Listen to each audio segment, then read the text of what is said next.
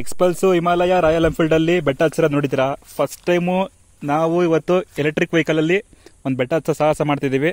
So full ಬೆಟ್ಟ ಹತ್ತಿಸ್ತೀವಿ. ಬೆಟ್ಟ ಹತ್ತುತ್ತಾ ಇಲ್ಲ ಸೆಂಟ್ರಲ್ ಆಫ್ ಆಗುತ್ತಾ, ನಿಂತ್ಕೊಳುತ್ತಾ, ಇದು ನಾವು ಹೇಳಿ ದಬ್ಬಬೇಕಾಗುತ್ತಾ, ಎಂಥ ಪರಿಸ್ಥಿತಿ ಬರುತ್ತೆ ನೋಡೋಣ.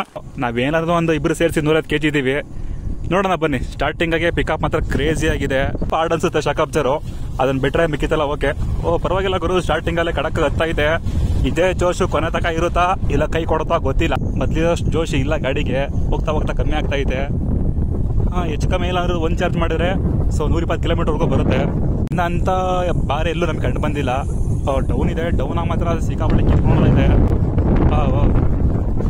ಏನು ಗ್ರಿಪ್ ಇದೆ ಗುರು ಗಾಡಿ ಮಾತ್ರ, ಚಿಂದೆ ಇದೆ. ಸೌಂಡೇ ಚೇಂಜ್ ಆಗ್ತದೆ ಗಾಡಿ ಜಾಗ ಹೋಗ್ತಾ ಹೋಗ್ತಾ. ಸೊ ಮುಂದಕ್ಕೆ ನೋಡ್ಬೋದು, ಅದೇ ಫುಲ್ಲು ಟಾಪ್ ಅದೇ ಆ್ಯಂಗಲ್ ಅದು. ಅಲ್ಲಿವರೆಗೂ ಹತ್ತುತ್ತೋ ಇಲ್ಲ ಎಲ್ಲಿ ಆಫ್ ಆಗುತ್ತೋ ಗೊತ್ತಿಲ್ಲ.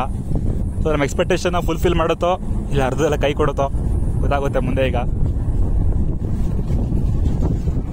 ಹೆಚ್ಚು ಕಮ್ಮಿ ಏನಾದ್ರು 20-26 ಓದ್ತಾ ಇದೆ. ಫುಲ್ ಎಕ್ಸೈಟರ್ ಕೊಟ್ಟಿದ್ದಾನೆ ನಮ್ಮ ಹುಡುಗ, ಆದರೂ ಓದ್ತಾ ಇಲ್ಲ. ಸೆಂಟ್ರಾಗ ಹಮ್ಸ್ಗಳು ಬೇರೆ ಹಾಕಿದ್ದಾರೆ ಒಂಥರ. ಅದು ಕಂಟ್ರೋಲಿಂಗ್ ಓಕೆ. ಬಂದ್ಬಿಡ್ತು ಕೊನೆಗೆ ಫೈನಲ್ 7-8 ಬರ್ತಾ ಇದೆ. ಫುಲ್ಲು ಎದೆ ಮಟ್ಟಕ್ಕೆ ಬಾರೆ ಐತೆ. ಸೊ ಹತ್ತುತ್ತಾ ಇಲ್ಲ ಗೊತ್ತಿಲ್ಲ, ನೋಡ್ಬೇಕೀಗ. 16 ಓದ್ತಾ ಇದೆ. ಫುಲ್ ಎಕ್ಸೈಟರ್ ಕೊಟ್ಟಿದ್ದೀವಿ. ನಾವಿರೋ ವೇಟಿಗೆ ಪೆಟ್ರೋಲ್ ವೆಹಿಕಲ್ ಎಳೆಯಲ್ಲ, ಇದು battery vehicle.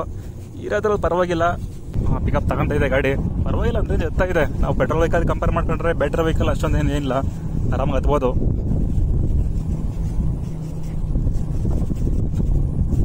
One day trip ಬರ್ತೀನಿ ಅಂತಂದ್ರೆ ಒಳ್ಳೆ ಪ್ಲೇಸ್ ಇದು. ಇಲ್ಲೇ ಕಾಫ ಹಂಗದೆ ತಪ್ಪು ಪರಿಸ್ಥಿತಿ ಬರ್ತದೆ ನಂಗೆ ಗೊತ್ತಿಲ್ಲ. ಇಲ್ಲ ಹತ್ತೀವಿ, ಫೈನಲ್ ಆಗಿ ಹತ್ಬಿಡ್ವಿ.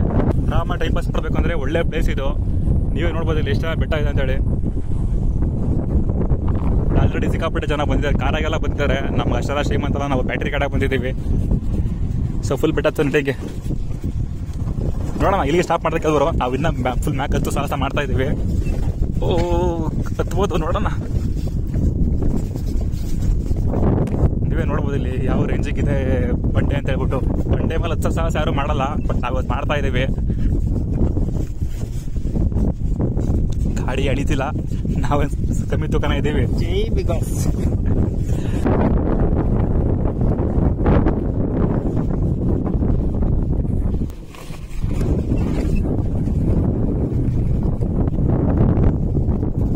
ಅವಾಗೆಲ್ಲ ಗುರು ಫೈನೆಲ್ಲ ಬಂದ್ಬಿಟ್ಟು ಟಾಪ್ ಆ್ಯಂಗಲ್ಗೆ ನೋಡ್ಬೋದು. ಒಳ್ಳೆ ವ್ಯೂ ಇದೆ ಇಲ್ಲಿ, ದೇವಸ್ಥಾನ ಮೇಲೆ ಕಟ್ಟಿದ್ದಾರೆ.